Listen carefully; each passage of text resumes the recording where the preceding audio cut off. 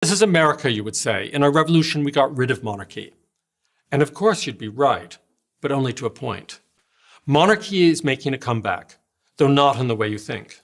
Let me explain. A king is one person. Get rid of him, and you might get your freedom back. But what do you do when the nation has come to be controlled by thousands of little kings, almost supreme in their specialized fiefdoms, who have vast power over your life, much as a king might? Good question, because that's what we're up against. This regime is called the administrative state. Its little kings are unelected bureaucrats, officially known as administrators, secretaries, or even czars. And make no mistake, they are very powerful. Their decisions affect us every day. The FDA, the FCC, the SEC, and so on and so on. Put together almost any 3 or 4 random letters, and chances are you've stumbled on a government agency. These agencies and the people in them shape our lives, often for the worse. Many farmers in California lost their livelihoods because the Fish and Wildlife Service decided that the Delta smelt, a tiny fish, was more important than the farmer's water supply. That decision may have been right or it may have been wrong. My point is simply that the decision should have been made by our lawmakers who are accountable to us at the next election. Those farmers are among the millions of hardworking people directly hurt by the administrative state.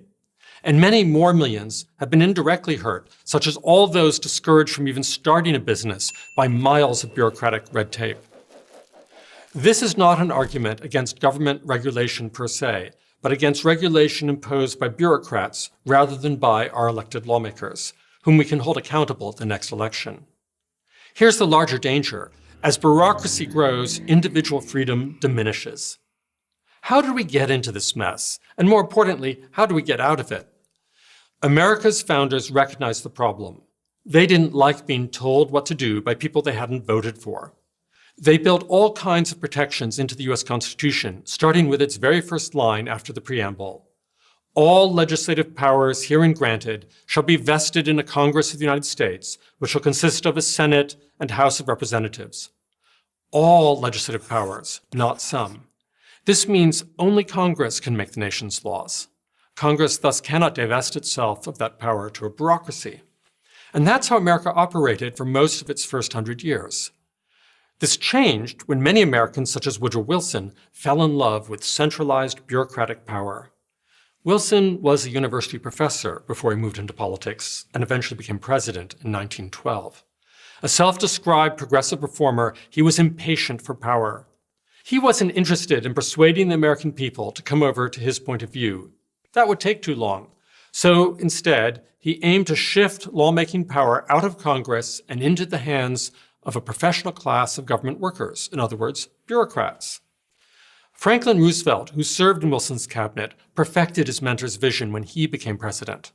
For him, as for Wilson, there were few problems that administrative power couldn't solve. FDR's presidency produced an alphabet soup of new government programs that vastly expanded the administrative state. And since then, it has grown even more dramatically. Congress still passes laws, but it leaves it to the bureaucracy to fill in the gaps. And these gaps can be enormous. Consider, for example, the Affordable Care Act of 2009, what came to be known as Obamacare. The bill itself was over 2,500 pages, but Congress left much unspecified. So career government officials, elected by no one, went to work. And by 2013, there were an additional 10,000 pages of regulations. So how do we rein in these faceless monarchs? First, Congress should actually do its job and take responsibility for the laws it passes. Don't hold your breath. But they at least could do this. Congress should end legal immunity for bureaucrats who abuse their power. If they know they can be sued, they'll be a lot more sober about imposing rules others have to live by. Second, the courts should do their job.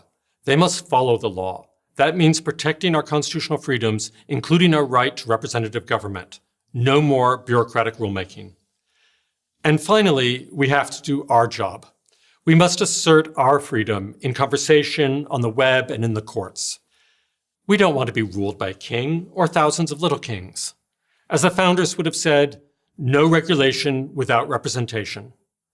I'm Philip Hamburger, professor of law at Columbia Law School and president of the New Civil Liberties Alliance for Prager University. Thank you for watching this video. To help keep